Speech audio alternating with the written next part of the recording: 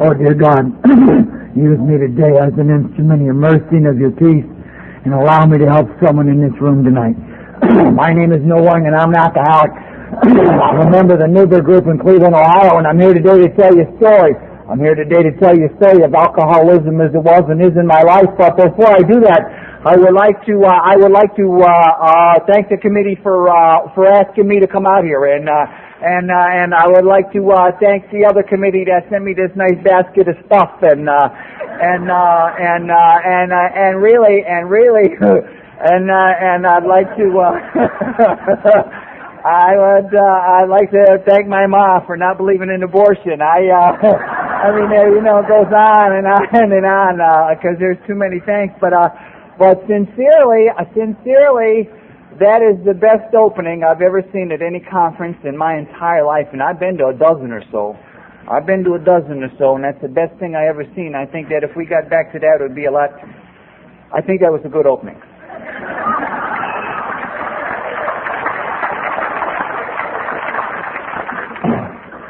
And I have the best room I've ever had at any conference. I want to tell you that right now. It doesn't make no sense that they would ask me to do this. I mean, I ain't no public speaker. I got good grammar. I mean, I ain't well educated. I don't even know a lot about the big book. I mean, I must not. I still keep reading it. So it don't make no sense that they would ask me to do that if it wasn't for one thing, and that is in 1970 or 1971 or 1972. Whatever year it was that I found out God had something to do with my not drinking no more, I'd have made a deal with God, and the deal was simple. You keep me sober, I'll tell everybody how I do that. And the fact that I was sitting in the cell in the penitentiary in Ohio is what makes it all a miracle. That's what makes the difference. I'm sitting in the joint and I have no idea. Who would have thought? Who would have thought sitting in that joint that if I kept my end of the bargain, he would keep his, and I would be here in California in this lovely weather, meeting all old friends and being with new friends and doing what we're doing here. Who would have thought that? Who would have thought that? See, here's what I know for sure, is that if I could have made a list of what I wanted, if I could have wrote down what I expected from Alcoholics Anonymous and and even life, if I could have wrote it down and it would all come true, I'd have cheated myself my first year of sobriety. I think God's got plans for all of us. He got plans for me and you and everybody here, and all we got to do is let Him do that. We should almost have like a step like that, turn our will and lives over to Him and let Him run the show. This would be a good idea. Write this down, David. Write that down. We'll send it to New York. I was always a little bit different. I mean, maybe a lot different. My brother used to play polkas on the accordion, and I would be listening to jazz. They'd be wearing high-top Buster Brown shoes with white socks, and I'd be wearing shine Stetsons with knee-high bandline socks. Just different, exciting. But different, nonetheless. These guys would be coming home, they'd be getting up at 6 o'clock in the morning to go to work, and I'd just be getting in. See, I drank every drink there was to drink. I fought every fight there was to fight. I danced every dance there was to dance. I mean, I was an exciting guy. I've been shot 7 times, and none of them drive-by. I mean, I always had an option. If you move, I'll shoot you. I wonder if he will. So you got to imagine. You got to imagine how absolutely shocked I was in January of '70 to find myself laying face down on a bar, dirty and stinking, and hadn't changed clothes and hadn't taken a bath and wet my pants and wasn't eating meals. And you got to understand, I just couldn't believe this was happening. Here I am laying on that bar like a bar rag. Not exciting. And I couldn't understand how that happened. You see, one thing I knew for sure is I was in control of my life. I was the captain of my ship. I was always calling the shots and doing what I wanted to do. And that's as simple as that went. And I almost always took responsibility for myself and my actions. I'm in this jail because I put myself in this jail. It's as simple as that. But if the hillbilly hadn't done what he done, I wouldn't have to do what I did. And it was as simple as that. I always put these things together for me. So laying on that bar knowing that I somehow got into this position and don't know how. Laying on that bar and knowing that somehow I got here and I don't know how this happened. It's not what I want. And I couldn't figure out how it happened. I couldn't figure out, laying on that bar, how I got in position. I loathed myself for allowing this to happen to me. I loathed myself. I absolutely despised myself for the weakness of my own character. I couldn't believe this could happen. I had no idea the concept of the disease factor of alcoholism. I had no idea. Davy Barnes, this guy, led the meeting this afternoon. He gave the best example of the disease concept of alcoholism I've ever heard in my entire life. And that was it. I took a drink and woke up in Chicago. That's all. Melted bread and eggs and all. But I wanted to go home. I wanted to go home. If you give me a drink, and I keep drinking, and wherever that takes me, it's as simple as that. That's exactly how it was for me. I'm laying on that bar, and I had no idea the disease concept of alcoholism, and I hated nobody more than I hated myself, and I hated myself for my weakness. I loathed myself for allowing this to happen to me. Somebody started doing this, I'm laying with the head at 3 o'clock, the bar is closed, it closed at 2:30, I'm laying in I hear this noise in there, and I realize someone's pounding on a door in the back of this bear joint. And I opened up the door and I stopped that guy. The guy was unconscious when he rolled off the wall. He come off of that wall, he bounced off, his eyes was back in his head. All you could see was the whites, and I just kept working him and working him and working him. When I got too tight, I couldn't hold him up no more. He fell down to the ground. I put the boots to him. And I kicked him, and I just kept kicking him and stomping him, and I kicked him right from the sidewalk out to the street where the slush and the sewer water ran in the curb, and I broke his nose and his ribs, and I did some real severe damage to the guy. And I'm going to tell you something, I don't know why I did that. I'm going to tell you something, I have no idea why I do that. I stand, I look at this guy, and I think to myself, maybe I'm crazy. Maybe I'm just going crazy. I don't know what's the matter with me. I don't hate this guy. I don't even know this guy. I tell this guy, I said, man, I'm sorry. I don't know why I did that. I have no idea. No idea why I do these kind of things. And they picked me up and they put me in jail. If there's anything I can tell you about jail, I jailed well. I did good in jail. I excelled in jail, actually. I didn't do well out here, but I did good in the joint. So I am sitting in the city jail, and I sober up in that city jail. They hold me for 3 days on suspicion because they don't know if this guy is going to live or this guy is going to die. He's in a coma. They don't know what. They don't know nothing. So they hold me on 3 days suspicion. They don't charge me because if they charge me, they can bond me. And 3 days without whiskey, I sober up. 3 days without whiskey, I sober up. So I say this to you, and it didn't cost me $18,000.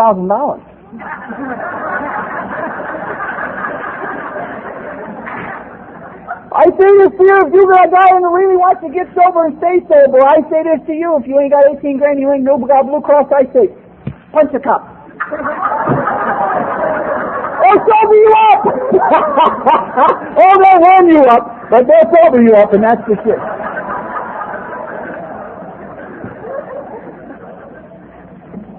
So now I'm laying in this cell and I'm sober 3 days. I ain't had a drink in 3 days. Now the secret to all of this is that I come off whiskey hard. I come off whiskey real hard. This drunk started in '69. This is January the 15th. This started sometime in Thanksgiving of '69. I've been drinking all of this time, and I come off like, you know what I'm saying? I after a couple of, I don't know how long, not long. Without drinking, you get into these heavy things, And then you throw up everything you got inside you, and there ain't much. There's only them bags of chips and Smokies and stuff, because that's all been eaten. You put ketchup on that. That's the breakfast of champions for a guy like me. And then you get the runs that come right with it, and sometimes you get the runs and the heaves, and you got to be a quick guy. You know what I mean, right? And then you get them dry heaves. Them dry heaves was the worst part of it all. I could really throw up for 45 minutes on a sip of water, just a sip of water. And then I would start that racking, and in your whole body, my whole body would start to rack. I mean, it would just like I would just, and everything. I mean, and there's nothing coming up, some green, vile, foamy kind of stuff once in a while there'd be some chunks, and I always figured that was body parts. It was my kidney. My toenail or something. I mean, I was really coming up with it. You know, it's funny now. It wasn't funny then.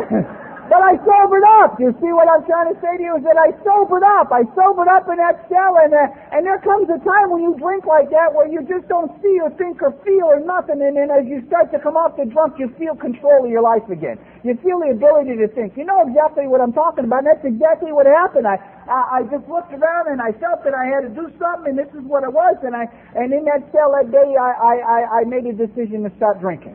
In that cell in jail, this is a good decision. In the cell, I made this decision to stop drinking, and I got to say this: I didn't make this decision to stop drinking because of jails. I did well in jail, and our shootings or beatings or stabbings. I made and I had a lot of those. I made a decision to stop drinking because I realized my life was out of control.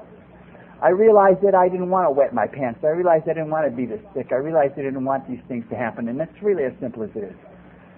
So I make a decision to stop drinking. Now I draw up a plan in that cell, a plan, a game plan, a battle plan, and it's a real simple plan. See, the plan is not to stay sober. Staying sober is a gimme. That's a gimme. I said I wouldn't drink no more, and it's as simple as that. I never wanted to stay sober before. I wanted to stay sober, so now I ain't going to drink no more. That's a gimme. So as I draw up a plan on what to do with my extra time, I figure I ought to get a job and go to work every day. Now that's two different things, you know, getting a job and going to work every day. I always had some kind of job. I just didn't bother to show up always. So you know what, guys I hung around with, they were heavy hitters, big drinkers, big boozers. These guys could really hit the sauce, and they would get married, and their whole lives would change. You know what I'm saying to you? I mean, they would get houses, cars, kids, jobs, education. You could see the changes in their life, and I looked at this, and I think to myself, maybe this is what I need to do. It's a joke. It's a joke. I couldn't take care of a gerbil. How could I possibly take care of a relationship that demanded a vow or attention? I had cactus plants that die a lack of water. I mean, I'm not one to pay attention. You know what I'm saying? I'm not one to pay attention beside my own wants and desires. And I got a pull-off neighbor. And this guy loved to bowl. He'd go bowling 4 or 5 times a week, this guy. You know what I'm trying to say? Some kind of Polish national sport. I'm not sure exactly what it is. But I'm laying in this cell and I'm looking at this Polak and I'm thinking to myself, the cops never go to his house. They're always coming to my house. They never go to his house. They're not even by mistake. So I'm thinking to myself, I've never seen this guy throw his furniture out of his windows while they were closed. And I had thrown mine out of my windows, but I had good reason. So sitting in that cell, I look at that guy's life and I decide to go bowling.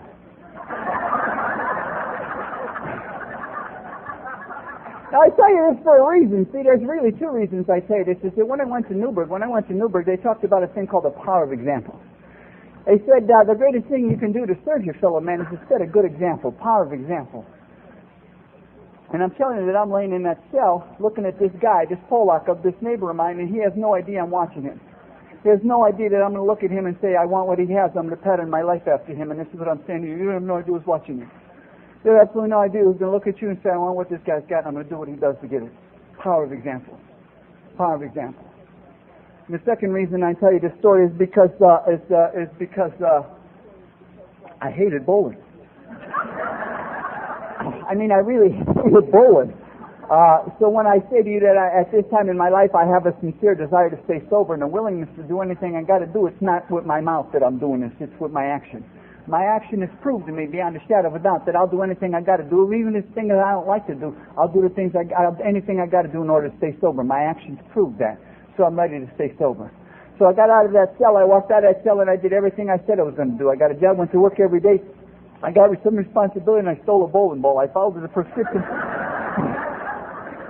Right down to the T.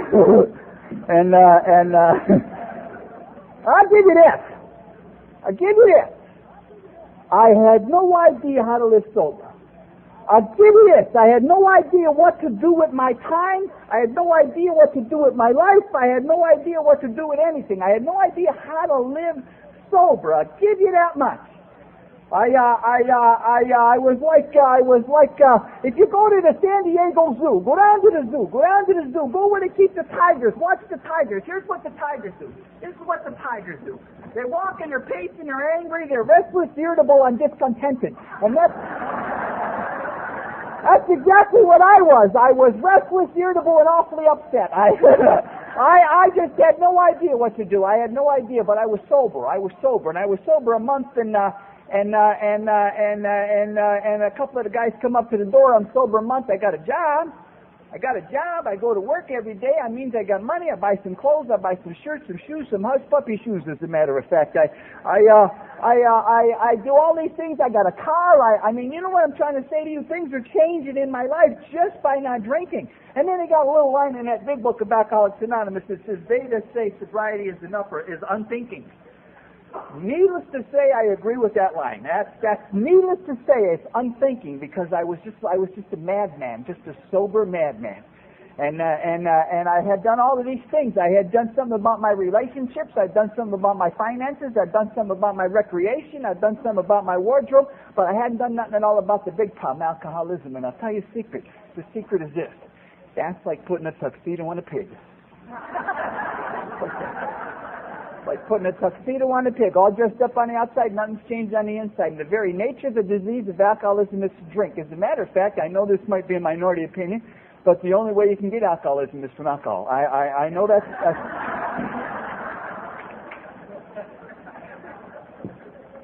and I don't want to get any controversy. So if I'm not doing anything at all about my alcoholism and the nature of the disease is to drink, then I'm going to drink. It's as simple as that. So when the opportunity comes, these guys come to the door. Hey, Nelly, come on out. You want to go for a ride? Of course I'll go for a ride. We get in the car, we drive around the street, meaning the guys driving around and stop. They stop and got a six-pack of beer. Said, you want a beer? Now this is a Sunday night in Ohio at that time. All they had was 3-2 beer. You know what 3-2 beer? 3-2 beer is like not real beer. You know what I'm saying to you? It's like the stuff they got nowadays. What do they call it? Near beer, O'Doul's, what's the other one? Sharps, it's like that stuff. It's not really, you know what I mean? It's, as far as any real drinker is concerned, it's not really beer. I mean, come on, you know what I'm saying? I mean, who you kidding? I mean, can you see a junkie rolling up a thing and snorting some baking soda? And who's the fool? Who's the fool? You know what I'm trying to say? But again, I don't want to get into the controversy. So here I am.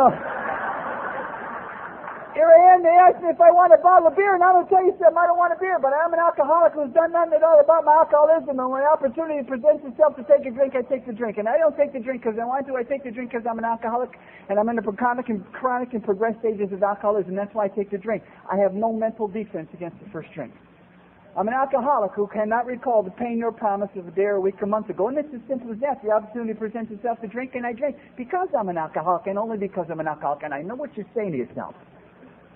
You're saying to yourself, if that's true, how can this guy be sober as long as he's sober if that's true? Well, the fact of the matter is this, I ain't cured. The fact of the matter is this, I have a daily reprieve contingent upon the maintenance of my spiritual condition. That's a matter of fact. And in 1970, I had no spiritual condition, hence I got drunk. In 1994, I have a spiritual condition, hence I remain sober. It's as simple as that. There's nothing too difficult about that, you know. Nothing too difficult about that at all. As a matter of fact, when I get up in the morning, and knowing what I know, knowing what I just told you, when I get up in the morning and the world is knocking at my door, somebody wants milk for their cereal, I got to go to the dry cleaners, I got to get to the gas station, I got to do this, I got to do that, I got to go over here, got to go there. Or should I say my prayers? What do you think I do? Absolutely, that's exactly what I do is pray, because I'm dumb, but I ain't stupid. I know which side my bread is buttered on. I know that everything I have depends on the maintenance of my spiritual condition. It would make more sense for a guy like me to leave my house without my pants than it would for me to leave my house without my prayers. I'll get in more trouble without my prayers. I'll get in more trouble without my prayers than I will. That's fact. It's a simple matter of fact.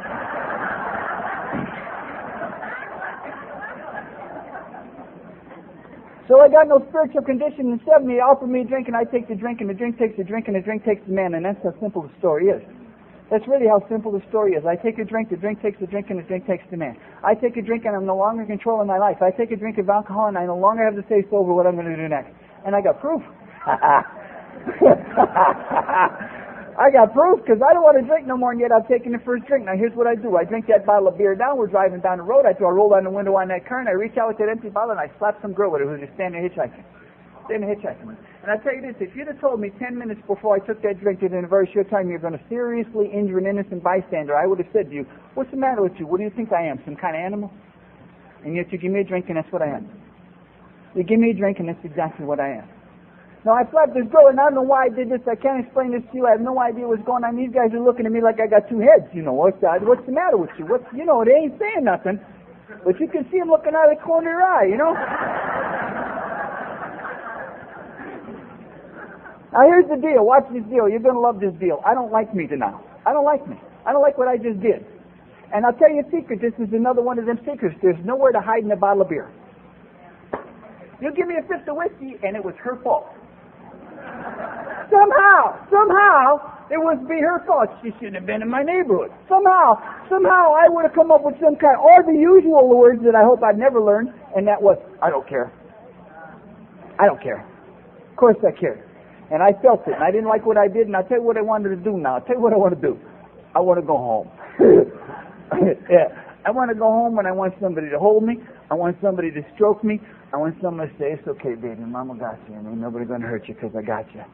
But I'm an alcoholic who's made the fateful mistake of taking that first drink. You know, Alcoholics Anonymous is big and wide, and it's roomy, and there's a lot of things you can do. But when you take the first drink, you're out of the ballgame.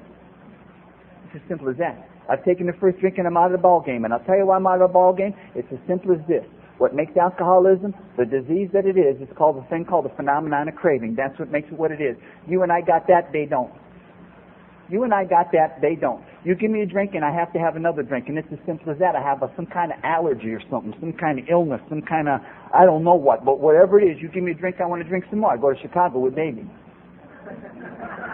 Go to Chicago. I want to go home. But I end up in Chicago. Alcoholism, and it's as simple as that, you know. This is the simplest thing I've ever seen in my life. We got a whole new way of doing things. It's a brand new concept. I know California loves new concepts. This is a new concept to Alcoholics Anonymous. It's called follow the directions. I know. I know you've never heard this. I know you don't get it. It's called the dumb guy approach. Dumb guy approach. That's right, the dumb guy approach to Alcoholics Anonymous. If the book says to read, what do we do? If the book says to write, what do we do? If the book says to make a decision, what do we do? See how easy that is? This is called the dumb guy approach. That's exactly right. I remember when I was in a joint and I was working a buffer and I had to help a brand new guy, rookie. The ink was still wet on his number. That's how rookie this guy was. I'm operating this buffer, boom, boom, boom. The buffer dies. I said, oh man, we're out of gas. I said, run down to the pharmacy and see Jack Rohol and get a bucket of buffer gas. And I give him a great big stainless steel pail. And he walks through the penitentiary with this stainless steel pail in his hands, and he goes down to see Jack Rohol in the pharmacy and says, I need a bucket of buffer gas. And Rohol said, we don't do buffer gas in the pharmacy. Go down to the laundry and see Tommy Oler in the laundry. So he walks through the penitentiary with this stainless steel bucket in his hand, walks over to the laundry, sees Tommy Oler and says, Tommy Oler, I need a bucket of buffer gas. And Oler tells him, just ran out. Go see Dago in the kitchen. So now he's walking through the penitentiary with this stainless steel bucket in his hand. He walks over to Dago in the kitchen and says, Dago, I need a bucket of buffer gas. And Dago says, you got to go see Captain Geiger. Here, take this note. Now he's got the note in one hand and the bucket in the other, and he walks back through the penitentiary with the bucket in one hand and the note in the other, walks into Captain Geiger's office and says, I need a bucket of buffer gas. And of course Geiger says, get out of here, you stupid, it's an electric buffer!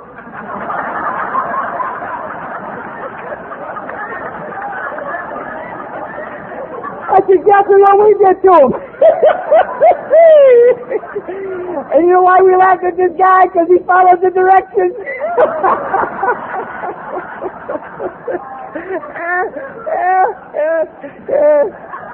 I come in Alcoholics Anonymous, you'll never guess what they told me to do. Follow the directions. I said, hey man, I've been around. What do you think? I just come in from Long Beach? I've been around, man. I've been around. So what I'm trying to tell you is this: before I could work a third step, the beginning of the action parts of Alcoholics Anonymous, I had to step from the bridge of reason to the shore of faith. I had to let go of my old ideas. I had to let go of these things, this fear, this pride, whatever it might have been. I had to let go of it, and I had to step from the bridge of reason to the shore of faith. I had to take a chance. And the only reason I ever took a chance in Alcoholics Anonymous is because I heard you say you took one. And you gave me the results.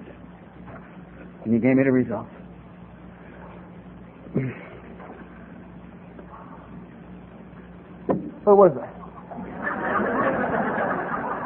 Before I got in that story. No, you just I hit the girl with the bottle, and I take a drink, the drink takes a drink. The phenomenon of craving takes place. They go home and I don't go home. I keep drinking. Now it's Monday afternoon. I'm laying on the bathroom floor. And I ain't laying on the bathroom floor because it's fragrant. I'm laying on the bathroom floor because it's convenient.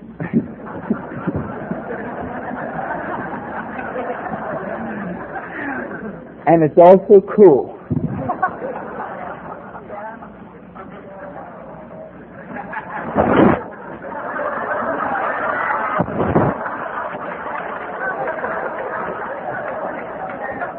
I've often wondered why they never invented a toilet with a pull-down headrest. I'm telling you. Remember those days, Dave?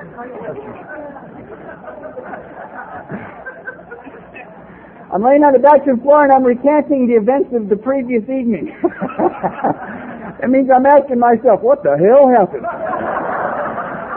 You know what was most surprised I got drunk than me? I'm telling you the facts. No, I was just in absolute shock that I got drunk. I couldn't believe I got drunk because I said I was never going to drink again. It's as simple as that. I'm going over the events. The things are sitting at home, things are okay. The guys pull up and they want to go for a ride. Things are okay. The guys stop and get a six-pack of beer. And you know what? It just comes to me as I'm first time really intelligent looking at my drinking. It just comes to me the problem. I finally see it. I guess never looked at this intelligently before. Is that my drinking is these guys' fault. Yeah, it has to be their fault. I don't want to do it.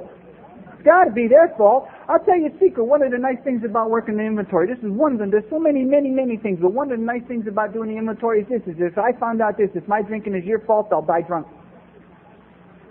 If you are the source of my anger, I will be angry anytime you want me to be angry. I found this in my inventory that I create 95% of my own trouble. Isn't this an amazing thing? This is an amazing thing.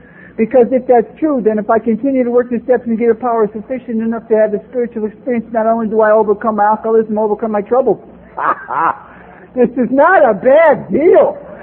And I'll tell you this, I am 95% trouble-free. That's a simple fact. And that's a big statement for a troublemaker like me, because I have never been a victim. I've always been a perpetrator. That's fact. I live a better life today than I've ever lived, could ever think of living, that I believe anybody in my whole family has ever lived. I'm as happy as a sissy in Boys Town. I have never had it so good as I got it to this day right here. Just thrilled with life. And the other 5%,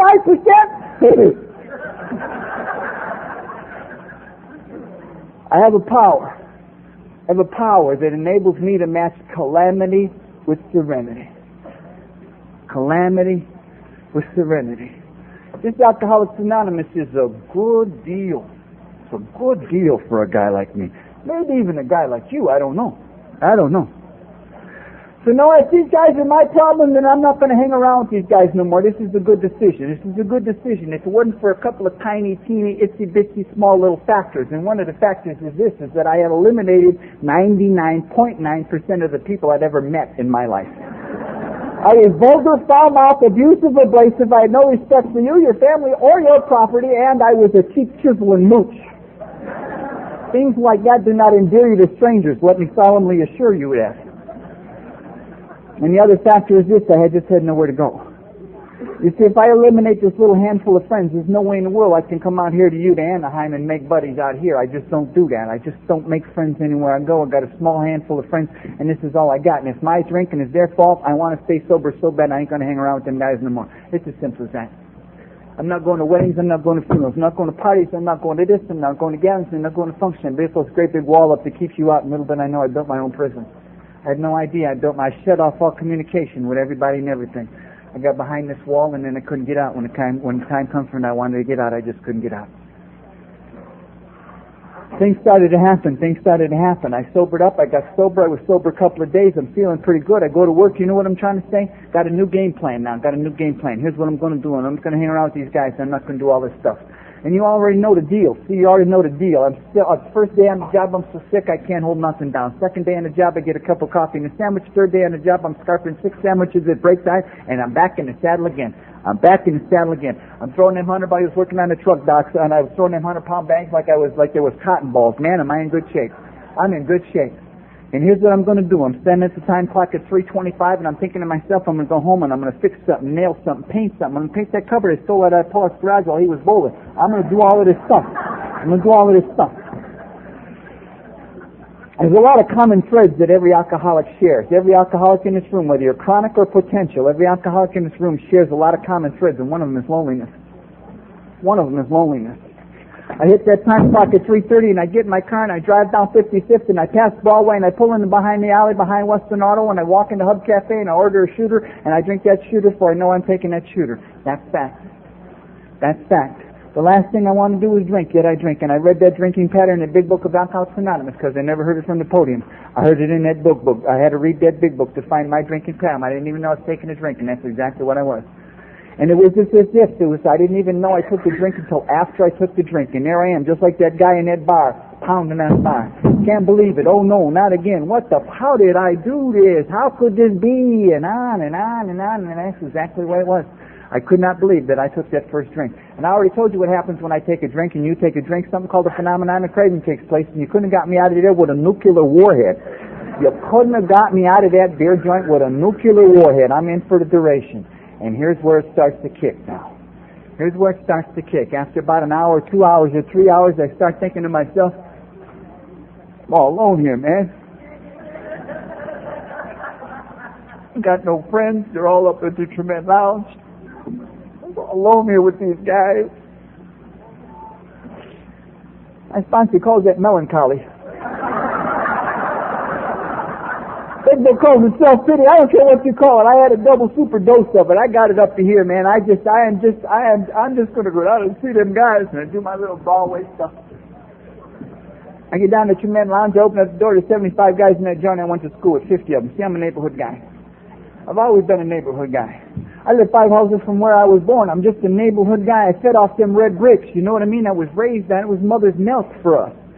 We all just banded together. That's what we was it's all we did. We was together. We were everything for each other. These guys in this joint spilled their blood for me and I for them. The greatest friends a guy like me could ever have. And I went to school with 25. I went to grade school with 25 of these guys. Best friends I'd ever had. And I stood in that door all alone. And that's the loneliness of the alcoholic, all alone in a room full of friends. All alone in a room full of family. See, it doesn't matter how much you love me. I said, I can't feel you. I have a callus on my heart. I have a callus on my soul. I just can't feel the warmth that you have for me, the love that you have for me, because I have nothing. I'm all alone in a room full of people. There's 2 kinds of drunks nobody likes. Nobody likes fighting drunks, and nobody likes weeping drunks. And I spent my whole life being a fighting drunk.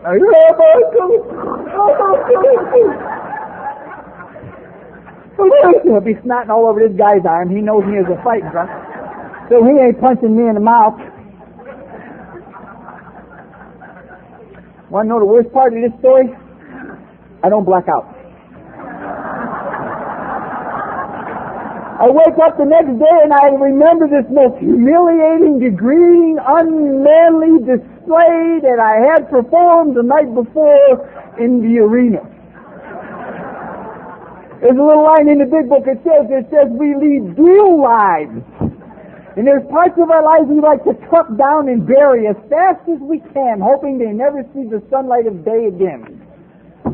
Boy, do I know what that means. And it gets worse. It gets worse because alcoholism is insidious. Alcoholism knows no bounds and it knows no limits.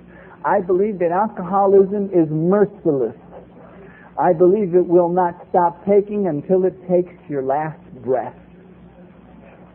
There's no amount of crying, pleading, or begging will stop the progression of alcoholism. It is merciless. As a matter of fact, from sponsoring guys, I say that even after it takes your last breath, it ain't done taking. It wants your kids. It wants the fear and the pain and the ungodliness and the disappointments and the lies and all the other things that we do to these children. My sponsor used to say there's thousands of kids in mental institutions suffering from alcoholism that have never taken a drink. And that's what my sponsor said. I don't know. But from just the guys I sponsor, you can see it happen.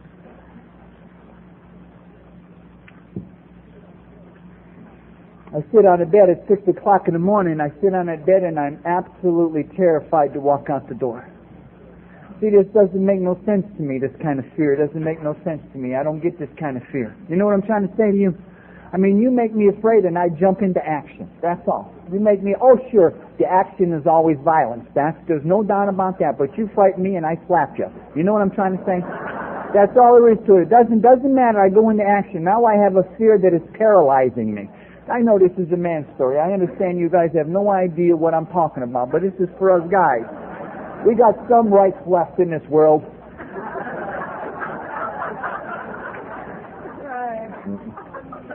Selling my Harley.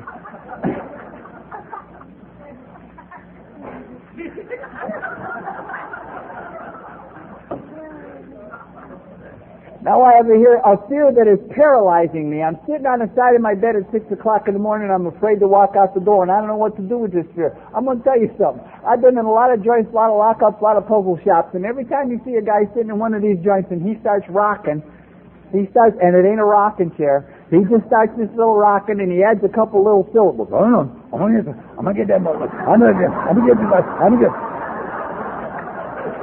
This guy is gone. See, we already know when I see a guy doing that kind of stuff to give him a lot of room, because pretty soon he's going to do something to himself. You fool around with him, he's going to do something to you too.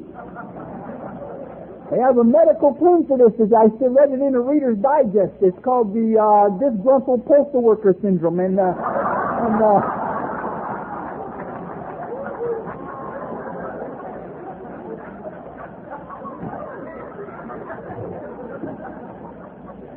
here I am at 6 o'clock in the morning sitting on the side of my bed and I'm rocking. And I'm adding little syllables. I'm getting my life and going. And I'll tell you a secret. I know it's happening and I can't stop it. I can see my life slipping away from me. I see my sanity going down the tubes. I see my inability to manage and control my life, and I can't stop what's happening to me. I just can't stop it. I see it. I'm losing it and I can't pull it back together. Can't. And it gets worse. It gets worse. You know, I never had a lot going for me. I mean, I never had a lot of money, a lot of skills, a lot of talent, a lot of good looks, but I always had a lot of hope. I can remember being 14 years old, gathering the 8 and 9-year-olds and putting them on my football team and challenging the 15-year-olds. Come on, line up, we can do it. Come on, I'm telling you, we can do it. Just filled with hope. I remember walking in the wishing well, 21 years old, up on 79th and Broadway, walking in the door, and the guy stopped me at the door. He said, "No, you're going to go back there." He said, "There's 50 guys back there. They're going to beat the snot out of you, man." I threw my coat off and I flew back there. And they did. But I had hope. And I had no brains. But I had hope, just maybe. Now I'm 24 years old and I'm hopeless.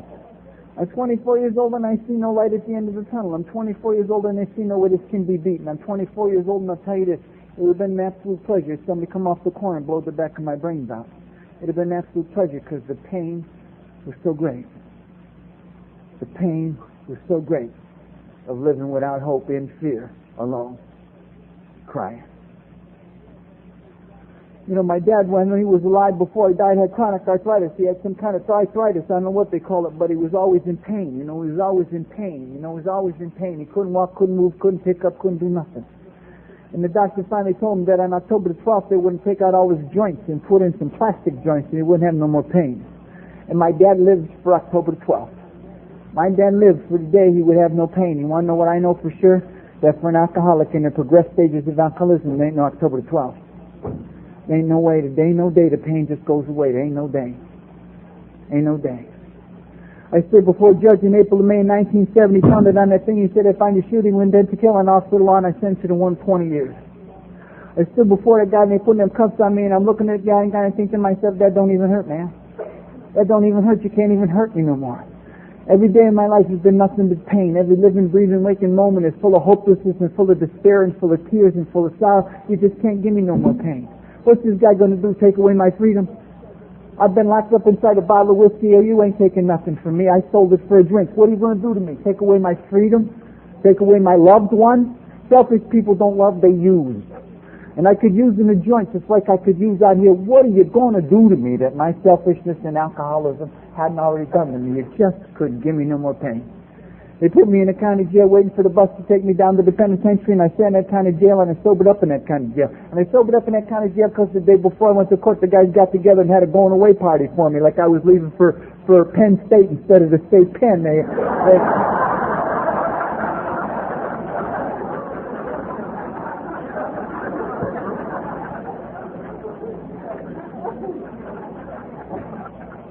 They sobered up in that county jail, and I sat in that county jail, and two things became clear to me as I sobered up. Two things I don't think I ever realized before. And one is that I wasn't in the cell because I squeezed the trigger, I was in the cell because I drank. I never got that. Up until that time, I never got drink trouble, drink trouble, drink trouble. Up until that time, I could not in my mind see that every time I'm sitting in these cells, I'm sobering up. Not every time I got drunk, I go to jail, but every time I go to jail, I'm drunk. I could never get that. I know exactly what you're saying to yourself. Is that true?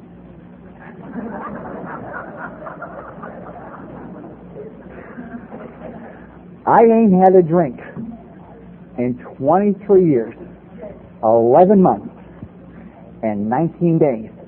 Guess how long it's been since I've been arrested?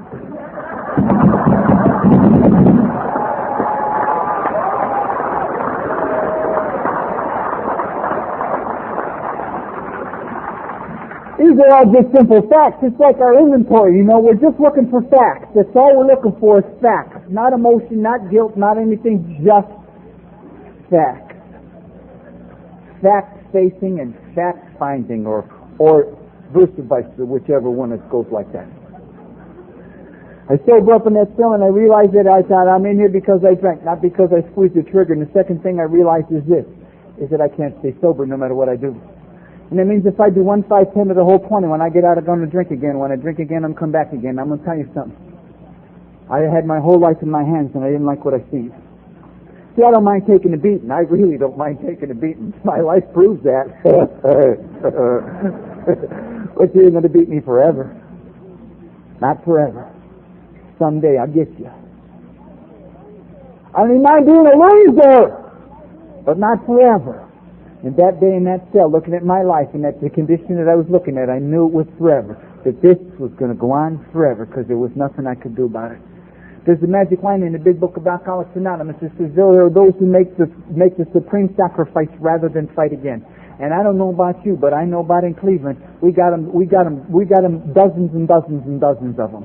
Blowing their brains out because they could rather than fight again. Jumping off the bridges. Read Davy Barge talked about some. We just had 3 right out of Goosetown. We got a little bunch of guys come to my house. It's not really a meeting of Alcoholics Anonymous. It's just a bunch of guys sitting around smoking cigars and lying and reading a big book. But we gave it a name called the Goosetown Garden Supper Club and Big Book Study. So we sit around the house and we do this stuff, and these guys come to Goosetown and they say, yeah, that's nice, but that ain't me, and then they jump off a bridge. Yeah, that's nice, and that ain't me. The last one we had went to his mother's house. Went in the bathroom, closed the door, and blew his brains out in his mother's house. Rather than fight again. Rather than fight again. And that day in that cell, I knew this was going to be forever. And that day in that cell, I did something that was more against my nature than suicide. I suppose more against my own will than taking my own life. And it's the toughest thing I've ever done in my entire life, and it's called surrender. Just can't handle it no more. Somebody help me. Now I'll tell you a secret about surrender, because men have this thing called pride. They've got this god-awful thing, male pride. A lot of good friends of mine are dead because they hurt somebody's pride and they got killed for it. And a lot of other friends of mine are in the joint because they killed somebody that stepped on their pride. It's a deadly thing, male pride. I got in a gunfight up on 55th. I didn't bring a gun.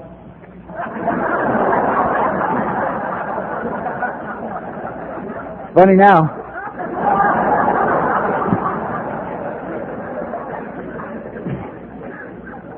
I caught one in this arm, and it's still in there. As a matter of fact, it went right in the bone. But at that time, this arm was paralyzed, and I caught another one through the head, and blood was coming down in my eyes, and I'm trying to get out the door, and I can't see, and I can't fight, and I can't do nothing. And I get out there, and I here, and I stood outside that door, and I realized I was in a lot of trouble because I was losing a lot of blood, and I didn't have no car. And the hospital's 18 blocks away, and I'm going to have to hook it, see? And I tell you this story because my life depended on asking you for help. My life depended, and I would rather have died than asked anybody for help. Male pride. It's that pride. It's that pride. So when I tell you that day in that cell I surrendered, when I tell you that day I asked for help, you got to know that my pain was greater than my pride, and my pride is deadly. That's why I tell you this story. Deadly. Severe. And the pain was greater than that. What kind of pain we suffer? What kind of pain we alcoholics suffer? Here's what I know about God. This is what I know about God. You want to know what I know about God? This is what I know about God. When I give it up, He shows up. There ain't no 3-day waiting period. This is what I know about God. When I give it up, He shows up. There ain't no 3-day waiting period. Boom, right on time. This is what I know. This is what happened from my own experience. I'm sitting in that cell, and I realize that I can't do that, and I surrender, and I just say, I got to have some help. Now, I'm going to tell you a secret about surrender, I suppose. The surrender is not always seen. You don't know if the person sitting next to you is surrendered or not, because it's an inside job, and ain't nobody can see the soul. They ain't even got no MRs and eyes that can see the soul. Only God can see the soul. Only God knows this for sure. Only God knows that. And in that day, in that cell, in that moment of total surrender, God sends me a messenger. Watch this story. You're going to love the story.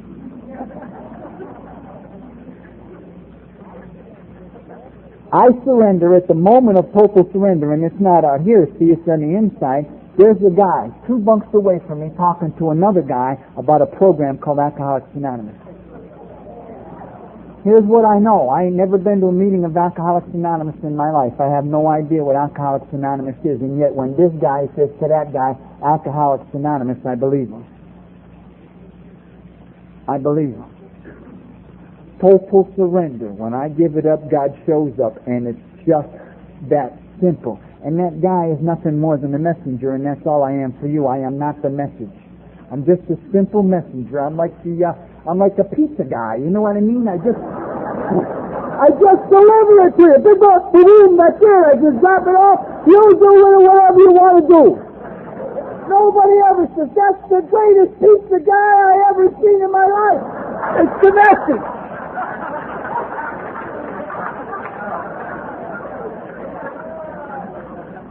And I'll tell you a secret, I ain't your God.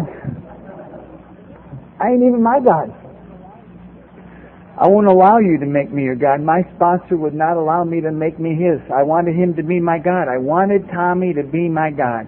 Tommy, what should I do, Tommy? Tell me what I should do, Tommy. Tell me where I should go, Tommy. Give me the answers to this, Tommy. Tommy, make my decisions for me, Tommy. And Tommy told me the same thing constantly over and over again. Sit quietly and listen. God is speaking to you. Sit quietly and listen. The answers are on the inside. Write that down. We should put that in the big book.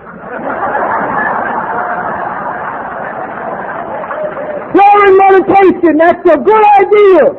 And God will talk to you. More will be revealed. This is amazing stuff.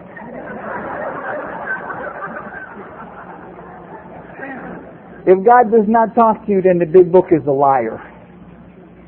If God does not give you answers to your prayers, if He does not give you the answer, then the big book is a liar. Here I am in this position that I'm just describing to you. In that cell, this guy is doing the talking, and he talks about Alcoholics Anonymous to this guy over here, and I get the message and I believe it. You want to know how I know it's grace? I'll tell you how I know it's the grace of God. Because the guy that's doing the talking is a liar. And I know he's a liar. Because he's a convict, and convicts are liars. I know how to do time. You lie to me for 20 minutes, I'll lie to you for 20 minutes. We'll lay down and take a nap and come back and start lying all over again. That's how convicts do time. Honesty is not a requirement.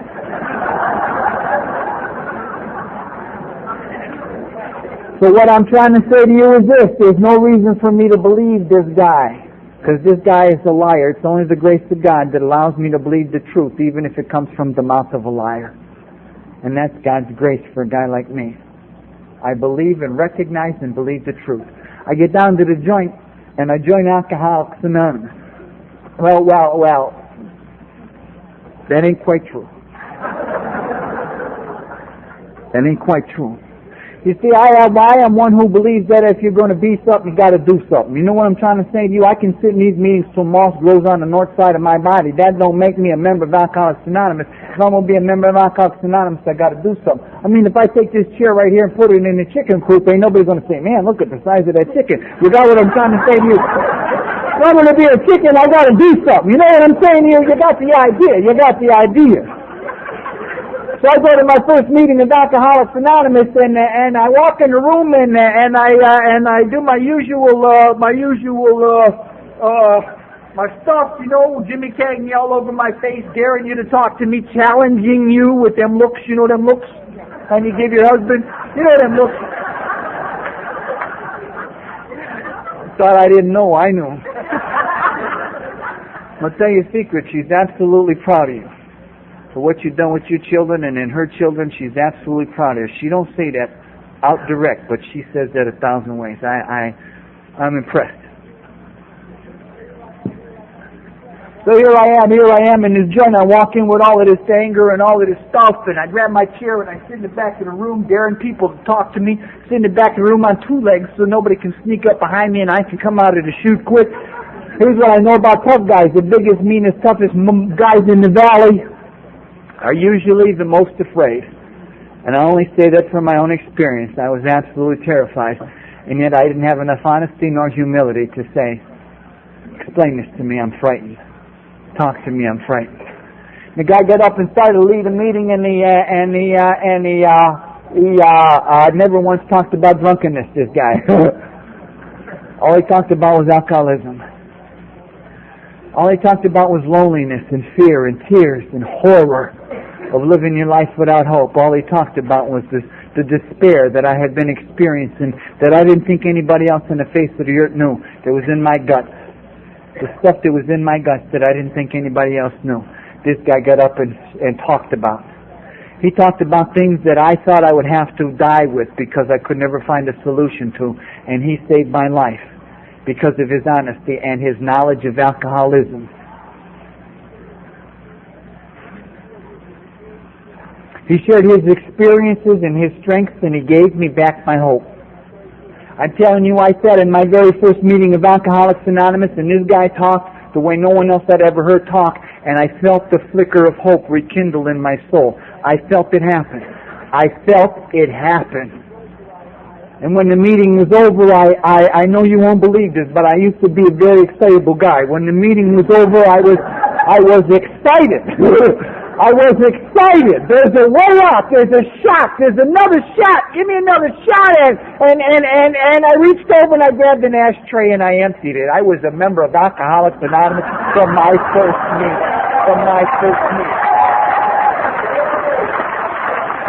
Because I did something. And I continue to do something because I know how to stay sober, keep busy. This is what I know for sure. I got sober and I stayed sober because I got busy and I stayed busy. In the second meeting I set the tables up. In the third meeting I knocked the tables down. In the fourth meeting I got coffee duty. And it wasn't like over here, put this in, put that in, plug that in. The coffee was in the officer's dining room, and it was across the yard, and it was in a 15-gallon soup pot. And I used to grab that soup pot like that kung fu guy, wrap my arms around that pot, and carry that pot back to his sink. Now, I'm not about to insult your intelligence and tell you that you can stay sober on coffee cups and ashtrays, because you know that ain't true.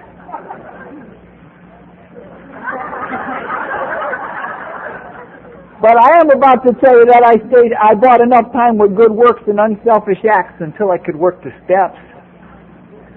I bought enough time with good works and unselfish acts until I could work the steps. You see, I turned the corner from the very first time, my very first meeting of Alcoholics Anonymous. I got to service, helping others. There's men who die that never get that, can't understand why they don't stay sober. And there's other guys who stay sober on nothing but service and remain sober and miserable. Sober and miserable. Nothing but service. Went to these meetings and they said the goofiest stuff I've ever heard in my entire life. I mean, some of the dumbest stuff you ever heard. Listen to this. You ever hear this kind of cockamamie stuff over here on the West Coast? If you want to keep it, give it away. I mean, really, did you ever hear anything so stupid like that? I mean, let's think about it. If you got $2 and want to keep it, give it to someone? I mean, come on. I've been around the block. That defies logic and it defies intelligence. It works. It works. But it's alcoholic arithmetic, you know what I mean? We had a little bit different than the rest of the world had. To them it don't make no sense. To us it's perfectly logical. Alcoholics Anonymous defies logic. It makes absolutely no sense. It takes something like letting go of your old ideas. Put that in the book. In the book. We're rewriting that big book right here in California. Which has been done many times here, but I go to these meetings and they start talking about a book.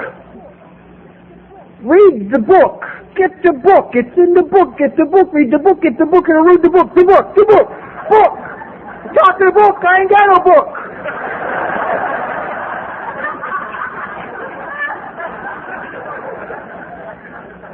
I'll tell you this much.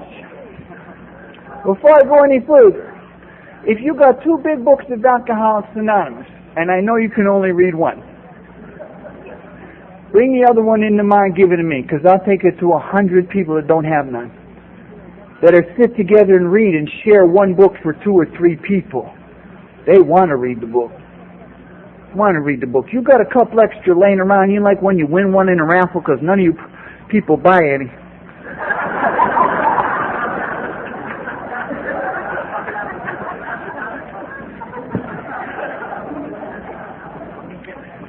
Would you call it a dollar book?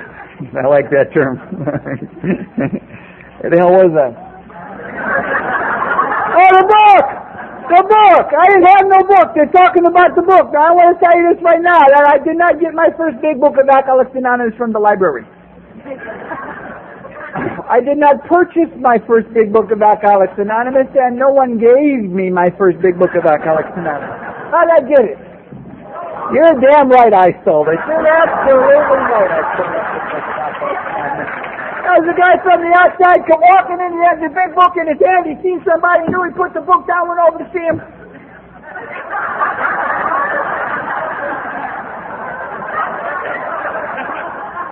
Now I got the book. And her purse.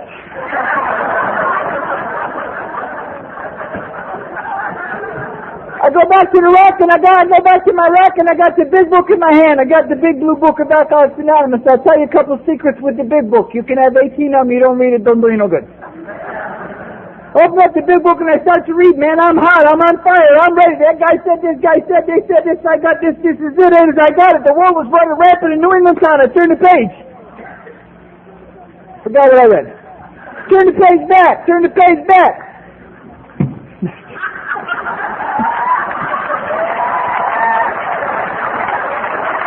I like that guy.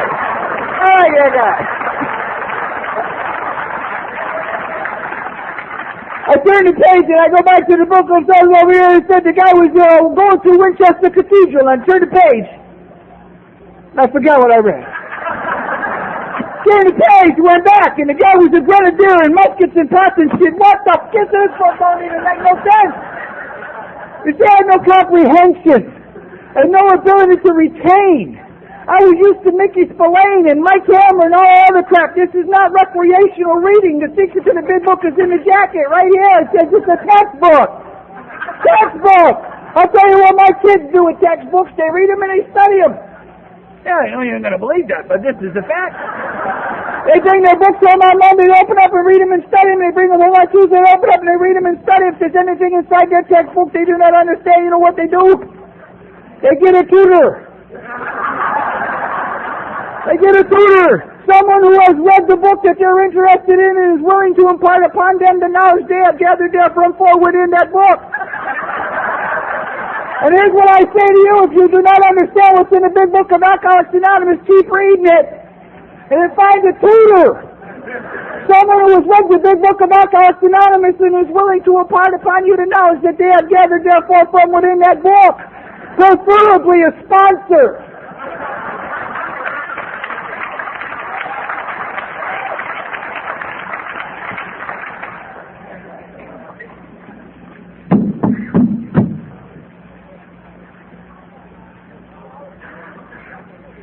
Alcoholics Anonymous, I got the book, I read the book, so here's what I'm saying to you. If there's anybody sitting in this room that ain't got no big book of Alcoholics Anonymous, you ain't got the money to buy one, and your pride will not allow you to ask for one, what should you do? What?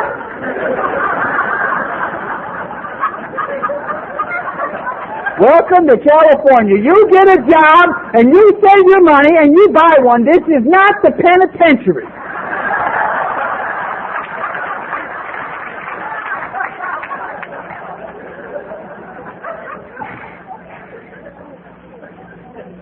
Here's what I know for sure. You want to know what I know for sure? Here's what I know for sure. If I do what God wants me to do, He's going to take good care of me. That's what I know for sure. If I do what God wants me to do, He's going to take care of me. See, you work all of these steps, this is what happens. You work all of these steps, and then you say, well, I'm done with these steps. You ain't done no 10th and 11th step. This is an easy thing to fall back on. It says you rest on your laurels or something. I don't know what. Here's how I look at the 10th step. This is exactly how I see. My whole life has been nothing but crapping all over the house. That's all I've done all my whole life. It stinks so bad I can't smell this. Is no bad. So they give you a 4-step, clean it up, ain't it? Now they give me a 10-step, and it says this: when you crap on the house, clean it up right away. That's all it says. When you crap in the house, because they expect you to do that, when you crap in the house, clean it up right away so it don't stink all out. Then they give you 11 steps. So here's how not to crap in the house.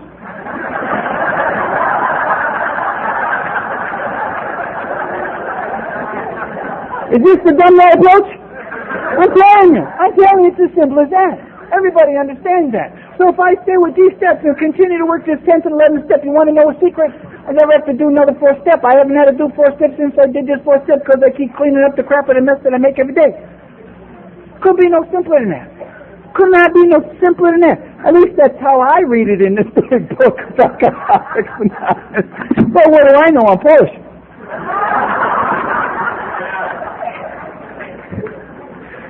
There was a little girl that went to Europe, and while she was in Europe, she visited all the cathedrals. And let me tell you a story before I end here. Let me tell you a story. I got a kid. I got 3 kids. I'm a single parent. I got 3 kids, 3 teenagers. You want to know what I know about teenagers? Wish I had 12 of them. I got the best kids you ever seen in your whole life. And I really mean this, bottom of my heart. Davy's seen my kids. A lot of people met my kids. Irene, where's Irene at? She's seen my kids. I mean, I just got kids. You know what I'm saying? I got kids. My kid graduated from high school. He's got, I don't know what, some kind of like 12 letters in cross country and track and band and you know what I'm saying. This kid goes on. He's going to John Carroll Jesuit University. Wants to be a school teacher. Figure this out. My son, I'm the only one in my whole family since all the way back to Poland has ever graduated from high school, and I did that in a joint. Not only has he graduated from high school, he's going to college. He wants to be a school teacher. 3 weeks ago, he comes home, he says, I changed my mind. He joined the seminary. He's going to become a priest. Now, this guy will never make the penitentiary this way. He'll never get in his life this way.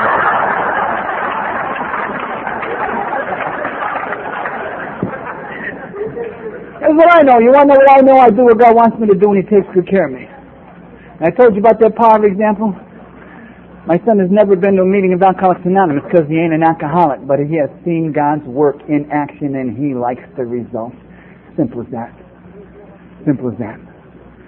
Little girl went to Europe, and while she's in Europe, she visited all the cathedrals. As she's going through the cathedrals, she asked the guide who the people were in the stained glass windows of those cathedrals, and the guy told her those was the saints. And when she got home and everybody asked that little girl what she'd seen while she was in Europe, she says, I've seen the saints. And when they asked her who the saints were, she said, the saints are the ones who let the light in. And I say this to you, in my innocence, you people in this room in Alcoholics Anonymous throughout, and particularly at the Nuber group, let the light in for me.